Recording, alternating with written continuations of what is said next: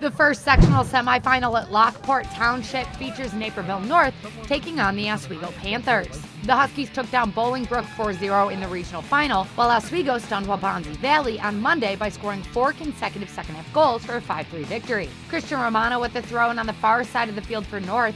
An Oswego defender heads it back, but Cesar Recendez uses a header of his own to line the ball into the net for the opening goal less than 5 minutes into the game. A few minutes later, Stephen Udi taps a pass over to Norman Hernandez, who flicks a shot up near the net.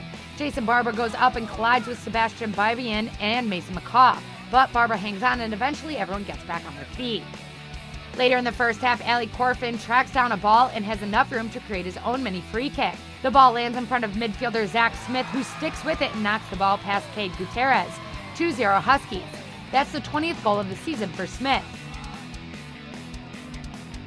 Near the end of the first half, Patrick Koenig sends the ball ahead to Ty Conrad, who uses his elite speed to win the ball away from the Oswego defense.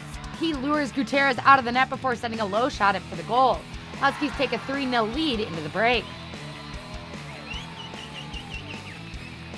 Oswego is not intimidated by North. The Panthers fell to the Huskies 3-2 in a hard-fought game early in the season, and Oswego shows its fight by getting on the board off a set piece.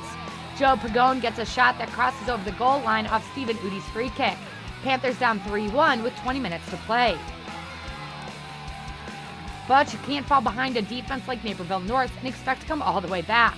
Another Udi free kick, but Jason Barber punches the ball out of the air. Matthew Samuel's shot goes wide. Naperville North hangs on for a 3-1 win and moves on to the sectional championship game.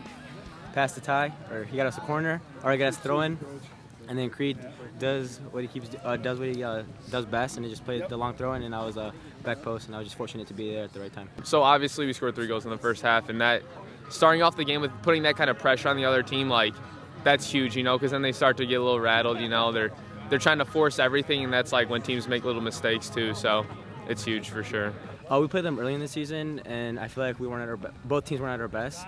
And we pretty much know each other from club, so it was a competitive game. So I just say whoever scores first has the momentum, has a good chance of winning the game.